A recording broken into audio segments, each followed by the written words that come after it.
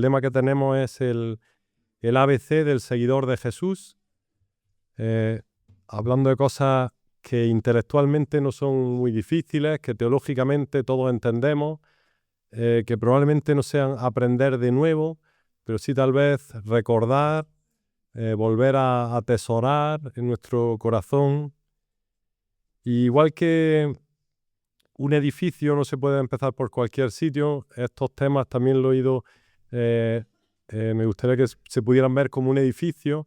Ayer estuvimos viendo con la A el agradar o el amar a Dios. Y cada día estamos viendo un tipo de relación. Y creo que ese es el fundamento. Sin eso no podemos ir hacia adelante. Amar a Dios. Nuestra relación con Dios por medio de Jesucristo. Ese es el fundamento. Y veíamos el peligro que tenía Marta de estar cerca de Jesús, pero no estar cuidando y disfrutando de su intimidad con Jesús, ¿no? Y creo que podríamos aquí sacar cada uno nuestro carné de evangélico. No sé si lo tenéis todos. No sé cuántos años tiene, cuántas medallas, pero da igual cuánto tiempo, da igual. Tenemos que seguir cuidando y nadie se ha graduado de cuidar su intimidad con Jesús. Y Jesús muchas veces, de forma un tanto provocativa, y yo voy a intentar ser también un poco provocativo y actualizar una de las ilustraciones que Jesús puso, pues nos recordaba el peligro de en teoría estar muy bien en ciertas cosas en nuestra vida, en la teoría, pero en la práctica estar fracasando estrepitosamente. Y no solamente vemos a Marta en Lucas 10, sino que también vemos que se dio un atraco a mano armada en Lucas 10, dejando en la cuneta a un herido con arma blanca, sangrando. No voy a actualizarlo, ¿vale? No escandalicéis, no busquéis dónde está la sangre o dónde está el arma blanca. Me permito esa licencia. Iba un joven predicador a unas conferencias muy importantes en Bailén, iba más o menos bien vestido, un poco tarde, y le pareció ver algo en la cuneta, pero como tenía algo tan importante que hacer, pues enseguida, Señor, que la reunión sea para tu gloria, y pasó de largo de la cuneta. Pasó después alguien aún más sabio, un profesor de Itzte, de hebreo, arameo, de griego, y también le pareció ver algo así rojillo y una ligera voz, socorro, ayuda, por favor. Pero enseguida se puso sus cascos para investigar sobre el último podcast que había sobre griego, arameo, y él siguió su camino hacia adelante. Y pasó, y aquí estoy plagiando un poco a Marcos Vidal, pasó un gitano de Filadelfia.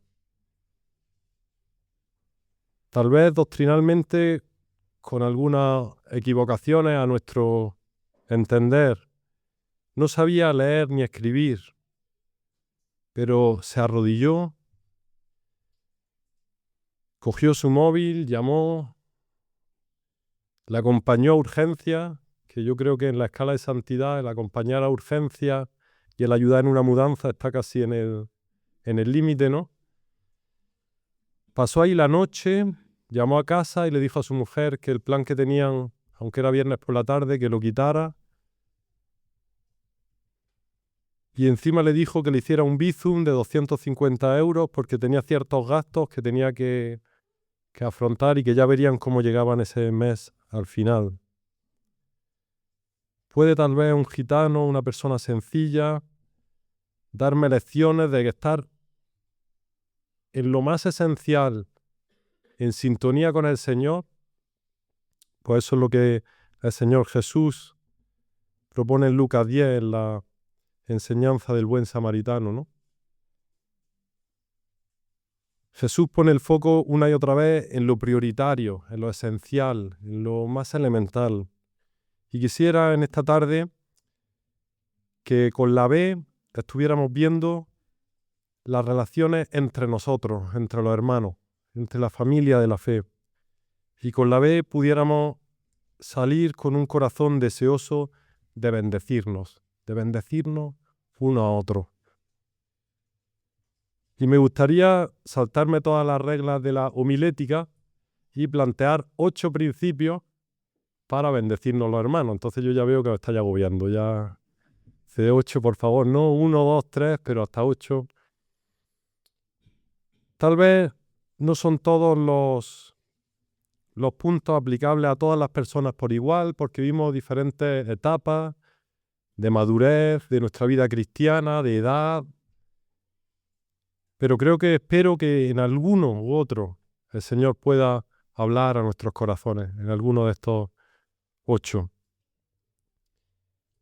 Y quisiera también dar gracias, ya se ha hecho un poco en la presidencia, por la bendición que es cada hermano en primer lugar que ha vivido en el rol que el Señor, en el lugar que el Señor le ha puesto, en el ministerio, en la familia, en la iglesia donde el Señor le ha puesto, pero que ha vivido cuidando su relación íntima con el Señor. ¡Qué bendición! Viviendo, amando y agradando a Dios en todo. Y también como fruto de esto natural, porque es un edificio que va influyendo una etapa en la siguiente, amando y bendiciendo a los hermanos. ¡Qué bueno es! Y yo no tengo que hacer grandes esfuerzos si miro aquí y podría relatar horas la bendición que han sido pues personas para mí entre los que estamos aquí, ¿no? Y gracias a Dios la familia de Dios es mucho más amplia que los que estamos aquí, ¿no? Y cuánto bien nos hace que otros hermanos nos bendigan, ¿no? Gracias al Señor por cada uno de los hermanos en esta preciosa familia que el Señor nos ha regalado, que día tras día han renovado su amor, día tras día han esforzado en agradar al Señor, renunciando a otras posibilidades, como agradarse a uno mismo. Y día a día, como consecuencia de esto, han estado también bendiciéndonos. Y justo ese es el primer punto, el primero de los 8. Tengo que ir avanzando porque si no... El primero es que un cristiano maduro se preocupa por el crecimiento espiritual de otros. Y me gustaría que pudiéramos estar en Filipenses y cada carta, sin entrar en el contenido de ella, cada carta es una prueba justo de esto, de que hermanos maduros, fieles, se preocuparon por la salud espiritual de otros hermanos. Eso es justo, por eso tenemos las cartas. En un deseo, por ejemplo en Filipenses, Pablo, de bendecir a su hermano en Filipos. Y es muy interesante cómo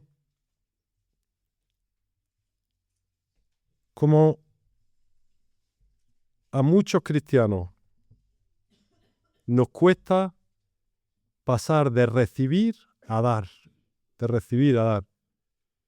Y creo que bíblicamente es difícil de entender. Yo he trabajado muchos años y es una de las cosas que más me apasiona, trabajar con jóvenes. Y los coges adolescentes, empiezas con 12, 13 años en el grupo de jóvenes y cumplen 15, 16, en un pispás están en la universidad, se van a la Talavera de la Reina, no es el caso de... Pero en un pispás pasan y de repente empiezan a tomar responsabilidades en muchas áreas de la vida y tristemente se da o una situación u otra, que siguen solo recibiendo o que maduran y empiezan también a bendecir. Para mí esto es un paso determinante en la vida cristiana y creo que el cristianismo es difícil de entender sin entender esto, que estamos para cuidar y bendecir a los hermanos.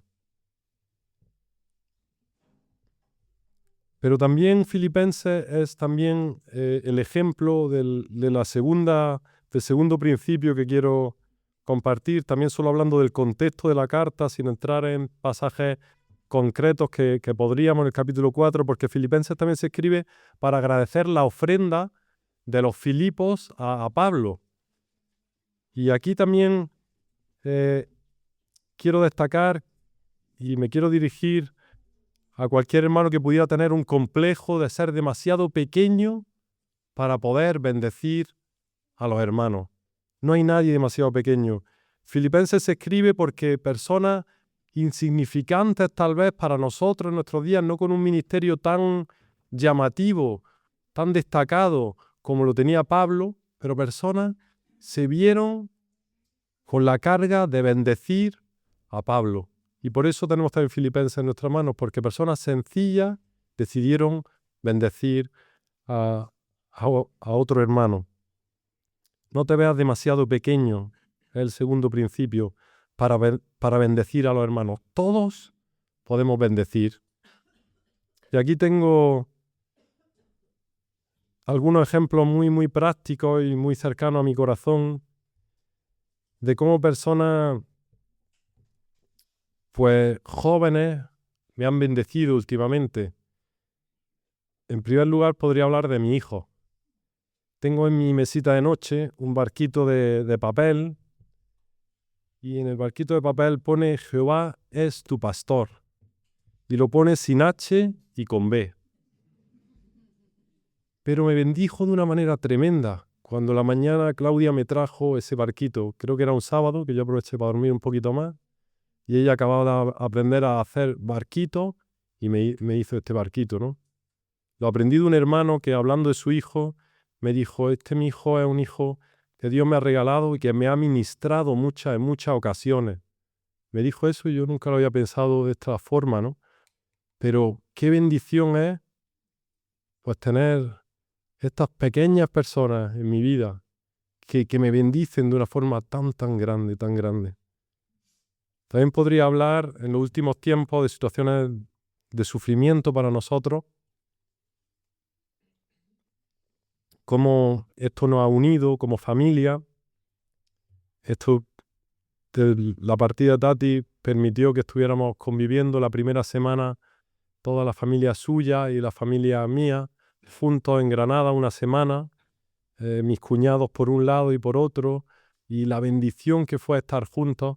Pero después también se dio una situación, y es que yo soy el hermano mayor de cuatro hermanos somos, y mis tres hermanas, especialmente las dos más pequeñas, lo llamamos las niñas en casa, pues siempre he estado acostumbrado yo a cuidarlas, ¿no? Y en esta etapa difícil para mí, he podido experimentar, y voy a nombrar especialmente a Eva, a la más pequeña, cómo ella me ha cuidado a mí, cómo me ha cuidado. Era 11 años más joven que yo, y yo le he cambiado los pañales, yo he sido pues medio padre suyo cuando ha tenido dudas, en muchas situaciones prácticas, también espirituales. Pero ella me ha podido bendecir mucho. También se lo he escrito a mis otras dos hermanas para que no se enfaden, y ahora esto que se va a publicar por YouTube es peligrosísimo, ¿no? Pero digo, voy a mencionarla a ella porque es la distancia más grande, ella es también la que está más cerca geográficamente y no tiene hijos como la mayor, por ejemplo, ¿no? Pero qué bonito es que personas pequeñas, personas tal vez que no tienen un ministerio muy destacado, pero puede estar siendo pilares, puede estar siendo de bendición, puede estar apuntalando la vida de otros. Yo soy consciente que el Señor me tiene en pie gracias a su poder y la intercesión de muchísimos hermanos, muchos de ellos aquí también seguro. Muy agradecido. No te veas demasiado pequeño para bendecir.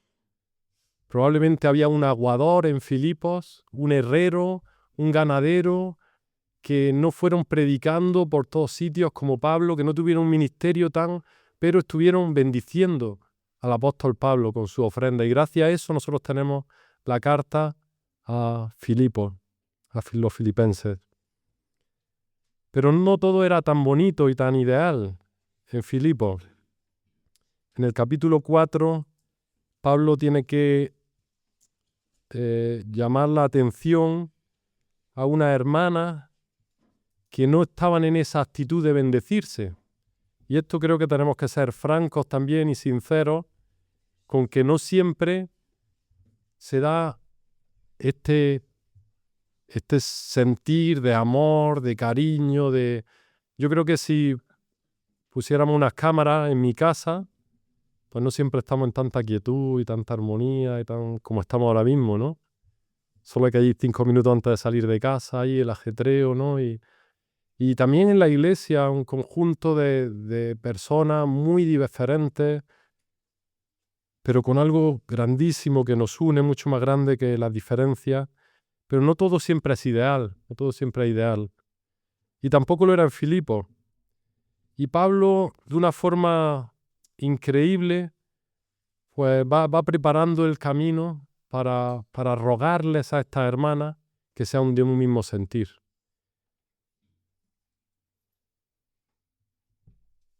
Y si el segundo principio es no te veas demasiado pequeño para bendecir, el tercer principio es no te veas demasiado grande para bendecir a tu hermano. No te veas demasiado grande. Como Satanás, si no es de un lado es de otro, nos quiere desequilibrar para que no nos bendigamos. Me gustaría leer en Filipenses 2, primero del 5 al 8 y después del 1 al 4. Porque muchas veces el argumento en el Nuevo Testamento es como Dios nos ama de una forma tan grande en Cristo, así ahora esto debe influir en nuestras relaciones más cercanas. Como Dios nos ha bendecido en Cristo, así ahora nosotros debemos de ser bendición a otros. Y eso es lo que Pablo recalca de una forma magistral en Filipenses 2, 5. Haya pues en vosotros este sentir que hubo también en Cristo Jesús, el cual siendo en forma de Dios no estimó el ser igual a Dios como cosa que aferrarse, sino que se despojó a sí mismo tomando forma de siervo, hecho semejante a los hombres, y estando en la condición de hombre se humilló a sí mismo, haciéndose obediente hasta la muerte y muerte de cruz. No podemos entrar a desgranar toda la riqueza que hay en este pasaje, pero sí me gustaría resumirlo con otros 2 pasajes muy sencillos, porque esto es un pasaje complejo. Dice Marcos 10:45, que seguro lo sabéis de memoria, el Hijo del Hombre no vino para ser servido, no vino para que lo bendijeran, sino vino para servir y para dar su vida en rescate por muchos. Creo que de esto nos habla Filipenses 2, que vino a servir y a dar su vida en un descenso que no lo ha habido otro en la historia. No nos veamos demasiado grandes para bendecir a nuestros hermanos. Y también 2 Corintios 8, 9, que ya conocéis, dice Pablo, la gracia de nuestro Señor Jesucristo, que por amor a vosotros se hizo pobre, siendo rico, para que vosotros en su pobreza fueseis enriquecidos. Que nosotros como criaturas que le pertenecemos a Dios y no hemos rebelado contra Él y sublevado y hemos dejado de servirle, que es para lo que fuimos creados, y hemos dejado de servirle.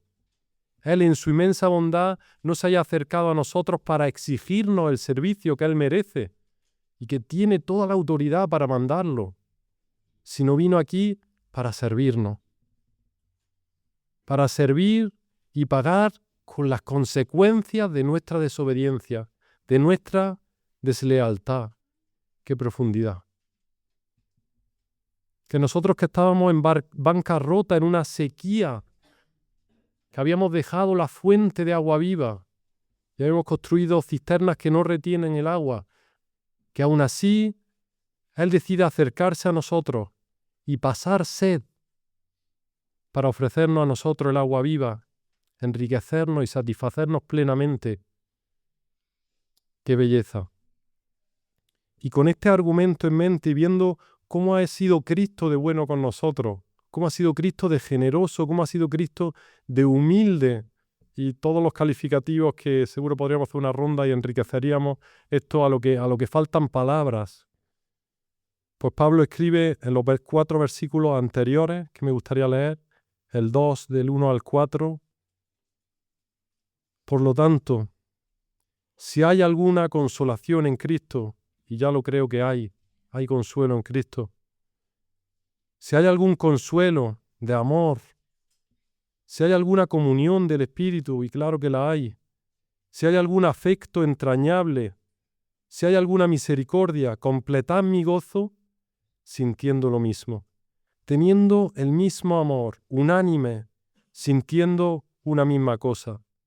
Nada hagáis por contienda o por vanagloria, antes bien con humildad, estimando cada uno a los demás como superiores a él mismo, no mirando cada uno por lo suyo propio, sino cada uno también por lo de los otros.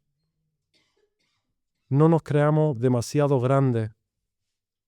Jesús no estimó el ser igual a Dios y nosotros debemos de estimar a nuestros hermanos. Debemos de estimar. Y creo que el pecado muchas veces opera de la manera en que veo la paja en el ojo ajeno y no veo la viga que está en mi ojo. Veo las cositas que el otro podría mejorar y no veo mis grandes deficiencias delante de la santidad de Dios. Y el Señor nos llama a hacer justo lo contrario, a estimar las cosas en las que Dios ha puesto en otros. Y tal vez muchas veces, pues nosotros tenemos ciertas fortalezas, porque todos tenemos cosas únicas que Dios nos ha creado de forma preciosa. Tal vez eres un muy buen evangelista, pero estás desestimando al maestro, estás desestimando al que tiene un corazón de misericordia, estás desestimando. Y el Señor justo quiere que valoremos a las otras partes del cuerpo. Y este es el cuarto punto, estima a tu hermano, estima a tu hermano.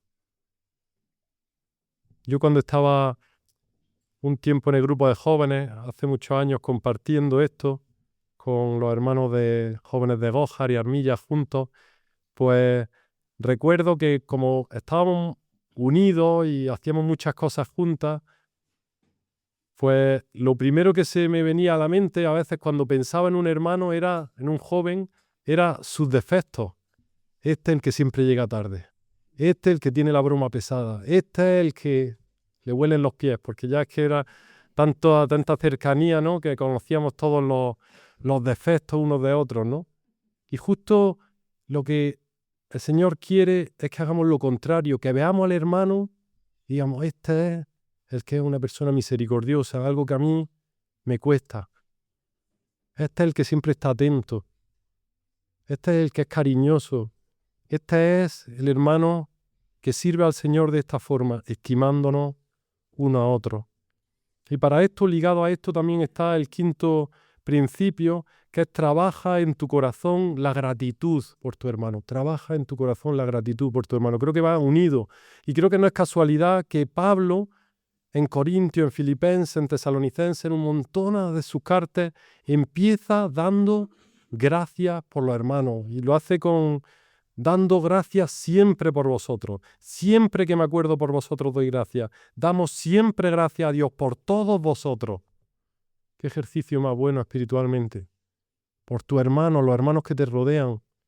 Orar dando gracias al Señor.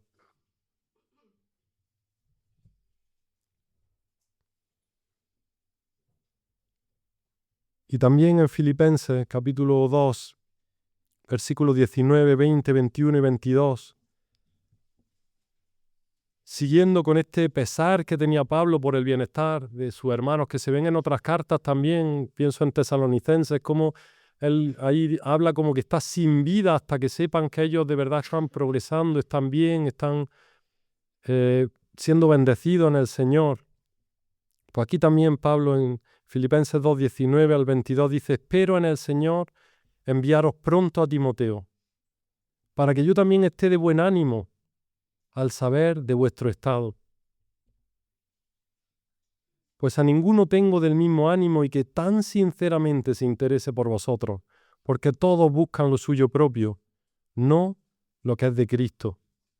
Pero ya conocéis los méritos de Él, que como hijo a padre ha servido conmigo en el Evangelio. El sexto principio es un interés sincero por los hermanos, un interés sincero que existía en Pablo, que existía también en Timoteo, un interés sincero, lo contrario al egoísmo. Y creo que, por lo menos en mi vida, dos pecados que siempre están presentes y con los que siempre tengo que luchar es, por un lado, el egoísmo. Por eso os digo, y me lo digo a mí mismo el primero, no me crea yo demasiado grande para bendecir a mi hermano. Y el segundo, el egoísmo, un interés sincero por el otro. Y dice, todos buscan lo suyo propio. Parece que está escrito en medio del individualismo del siglo XXI, ¿no? Todos buscan lo suyo propio. A ninguno tengo que tan sinceramente se interese por vosotros. Creo que debemos de profundizar mucho en quién es Dios. El Señor, nuestro Dios, uno es, único es, grande, precioso, nuestro tesoro, como veíamos ayer. Nuestro consejero, el que se ha acercado a nosotros en Cristo, el que ha derramado de forma inmerecida su bendición. Y eso debe de movernos a nosotros a un interés genuino por los hermanos.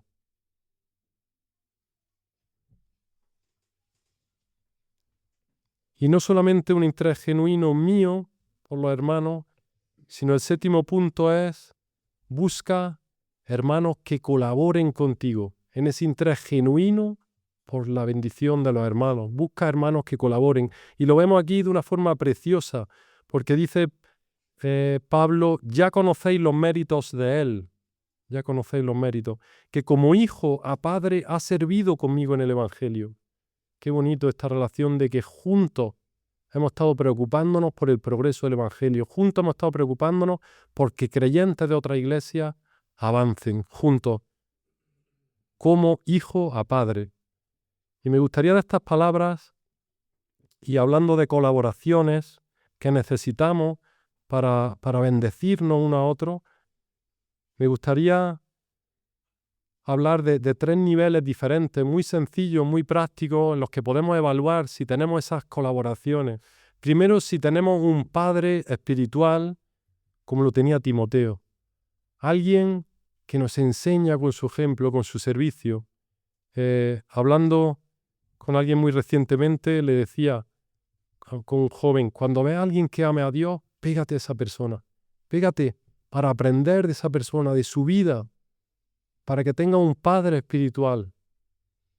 Qué importante es tener referentes espirituales de gente que sinceramente aman a Dios y aman al prójimo, que con su vida se ve a distancia, porque esto se ve a distancia cuando una vida está entregada para el prójimo.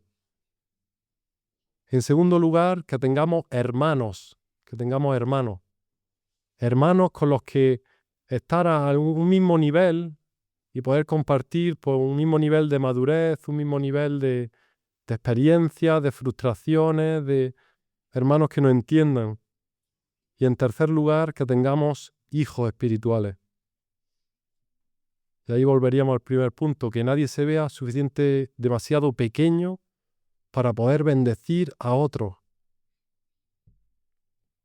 ¿Cómo lo podemos hacer en la práctica esto? Algunos pasos prácticos que nos da el Nuevo Testamento, los unos a los otros, todos los unos a los otros. Empezando por el sencillo uno a otro de saludaos uno a otro. Saludaos. Y hay muchos tipos de saludos, ¿no? Un saludo, yo he percibido muchos saludos últimamente sin palabras que me han bendecido tanto. Un abrazo, un apretón de mano, una mirada que te bendice tanto. Saludémonos uno a otro con corazones sinceros de bendecirnos. Animaos uno a otro. Servíos uno a otro. Orad uno a otro. Llevad las cargas unos de otros. Hospedaos uno a otro. Veía aquí a muchos hermanos en los que he estado en su casa durmiendo.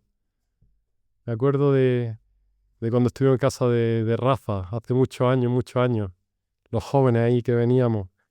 Y qué bendición es poder estar en las casas unos de otros, viendo un corazón abierto y bendiciéndonos uno a otro.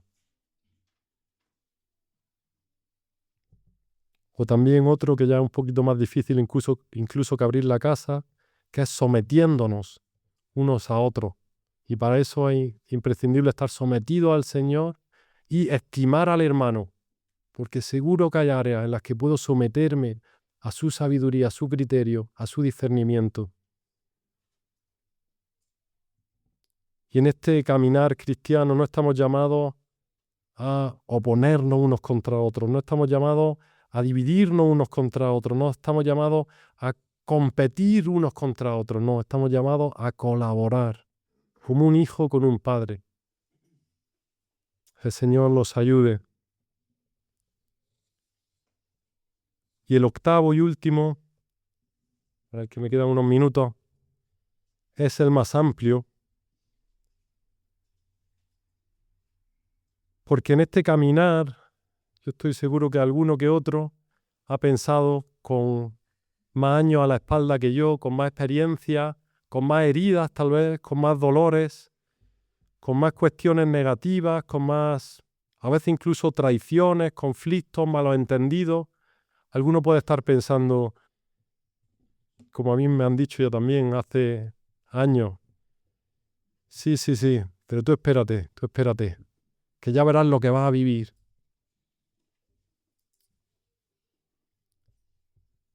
No solamente se trata de lo bueno de los hermanos, estimarlo, lo bueno de los hermanos, agradecerlo, lo bueno de los hermanos, valorarlo, sino también para cualquier relación sana, duradera, cercana, la clave es el perdón. Y este es el octavo punto.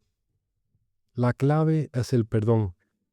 Dime un matrimonio que tenga una relación sana, que tenga una relación duradera y que nunca haya tenido que perdonar. No existe, ¿no? No existe. Al revés, cuanto más se haya perdonado, más sano será. Claro que no estamos en Disney y todo es amor, alegría, gozo, como lo es en una fiesta, en una celebración como esta, ¿no? Sino que hay cuestiones dolorosas. He visto cuestiones dolorosas, muy profundas, muy dolorosas, pero que han sido perdonadas, porque han sido gestionadas en la presencia del Señor, como decíamos anoche. Sentimientos, pensamientos, deseos, gestionados en la presencia del Señor. Y he visto hermanos, y veo hermanos a día de hoy, estando cerca, habiendo sufrido grandes heridas. Y esto solo es posible si entendemos algo de lo que vamos a ver en el último pasaje, en Mateo, en el capítulo 18. Ahí se nos habla de dos deudas, ahí se nos habla de dos actitudes y ahí se nos habla de dos relaciones. Y me gustaría acabar con esto, Mateo 18, del 23 al 35. Y quiero resaltar las deudas, las actitudes y las relaciones. Por lo cual el reino de los cielos es semejante a un rey que quiso hacer cuentas con sus siervos. Y comenzando a hacer cuentas le fue presentado uno que le debía 10.000 talentos. A este, como no pudo pagar, ordenó su señor venderle y a su mujer e hijo y todo lo que tenía para que se le pagase la deuda. Entonces aquel siervo postrado le suplicaba diciendo: Señor, ten paciencia conmigo y yo te pagaré todo. El señor de aquel siervo, movido a misericordia, le soltó y le perdonó la deuda. Pero saliendo aquel siervo halló a uno de sus consiervos que le debía 100 denarios, y asiendo de él le ahogaba diciendo: págame lo que me debes. Entonces su consiervo, postrándose a sus pies, le rogaba diciendo: ten paciencia conmigo y yo te pagaré todo. Mas él no quiso, sino fue y le echó en la cárcel hasta que pagase la deuda. Viendo sus consiervos lo que pasaba, se entristecieron mucho y fueron y refirieron a su señor todo lo que había pasado. Entonces, llamándole su señor, le dijo: siervo malvado, toda aquella deuda te perdoné, porque me rogaste. ¿No debías tú también tener misericordia de tu consiervo, como yo tuve misericordia de ti. Entonces su señor, enojado, le entregó a los verdugos hasta que pagase todo lo que debía. Así también mi Padre Celestial hará con todos vosotros, si no perdonáis de todo corazón cada uno a su hermano sus ofensas. Dos deudas. Una deuda insignificante, una deuda que no quita el sueño, una deuda que no te va a hacer ni pobre ni rico. Puede ser considerada en nuestro día una deuda de unos 50 euros. Y una deuda millonaria. No todos los comentaristas se ponen de acuerdo, pero da igual cuántos millones de euros sea la deuda, que si os digo, salid de aquí con esa noticia de que tenéis una deuda millonaria, ninguno le damos un buen rato, ¿no? Vaya mal cuerpo nos ponen las deudas, ¿no? Menos mal que no se puede aquí ver aquí los numeritos que cada uno le debemos al banco en hipoteca y esto, pero si empezamos a ahondar en este tema de las deudas, una deuda millonaria que ni con un sueldo íntegro durante toda una vida podía pagarse. Ni todo el sueldo íntegro podía pagar esta deuda millonaria. Y dos actitudes ante esta deuda. La actitud del que fue movido a misericordia, le soltó y le perdonó, versículo 27, y la actitud del que no quiso, sino que fue y le echó en la cárcel. No se trata, creo, aquí de un conocimiento intelectual. Se trata de que tengamos un corazón abierto a la misericordia. Que dejemos que la misericordia llame nuestro corazón y mueva nuestro corazón. Movido a misericordia, le soltó y le perdonó. Y este es el de la deuda grande, el de la deuda millonaria. Y el otro tenía las dos opciones, pero se agarró a mantener la deuda, no quiso. Una deuda insignificante. Pero no es esto todo, sino para mí la clave en este pasaje está en los dos tipos de relaciones, que a nosotros nos cuesta porque estamos muy alejados de la época, pero se habla de un rey con su siervo. Ese es un tipo de relación, y se habla de la relación de dos consiervos. Y esto da al pasaje todavía una dimensión muchísimo mayor. Un rey con su siervo que podía disponer de él, que le pertenecía, que podía hacer con él lo que quisiera, porque era su siervo. Podía vender, como dice el pasaje, a él y a su hijo y a su mujer. Podía hacer con él lo que quisiera. Y ese, teniendo la deuda millonaria, fue movido a misericordia. Con esa distancia que había en esa relación tan grande, fue movido a misericordia. En cambio, el que estaba en una situación muy similar, un consiervo, que no tenía potestad sobre el otro, no tenía potestad ninguna, consiervo, ese no quiso. La pregunta es, ¿no debías tú también tener misericordia de tu consiervo? Si Cristo, cuando éramos débiles a su tiempo, murió por mí, por los impíos, ciertamente apenas morirá alguno por un justo, pero con todo pudiera ser que alguno osara morir por el bueno, pero Cristo muestra su amor para con nosotros en que siendo aún pecadores tú y yo, en la misma condición, no estamos hablando de esto, estamos hablando que estamos como consiervos y que tenemos cosas insignificantes a la luz de lo que se nos ha perdonado cuando pecamos contra Dios. ¿No debíamos nosotros también ser movidos a misericordia? Ayer veíamos y hablábamos sobre amar y agradar a Dios, que debe ser una marca distintiva.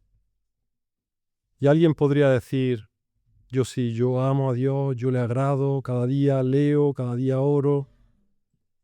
Creo que el mejor lugar donde podemos medir esto es en las relaciones cercanas que tenemos.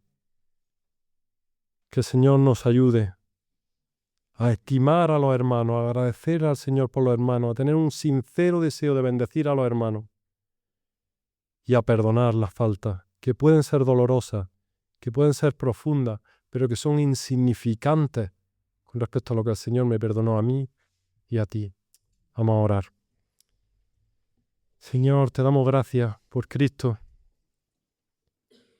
Te Te damos gracias por la deuda que Él pagó, mi deuda, Señor. Una deuda millonaria.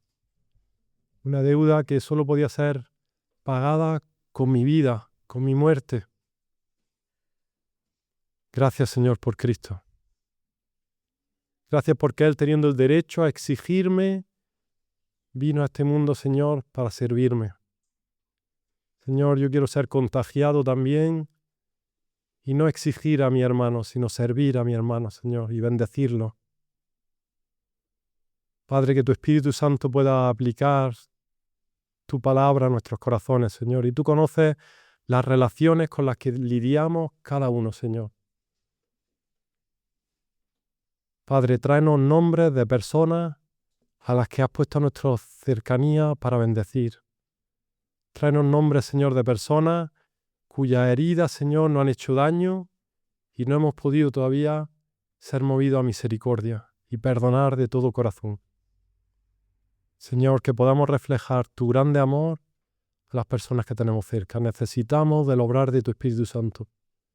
Por nosotros no nos nace, Señor, pero queremos someternos a ti. Queremos rendir nuestra vida a ti, Señor. Queremos que tú tomes el control, Señor, de pensamientos, de palabras, de acciones, para que podamos bendecir de todo corazón a nuestros hermanos, Señor. Queremos agradarte. Te pido, Señor, por esta iglesia, te pido por la zona, te pido por tu obra en Andalucía, en España, Señor, que podamos colaborar para la expansión de tu reino, Señor. Ayúdanos, Señor, a cuidar las relaciones, a bendecirnos, Señor. Gracias del ejemplo precioso e inigualable de Cristo, Señor. Queremos día a día estar unidos a Él, exaltándole a Él en el nombre de Jesús. Amén.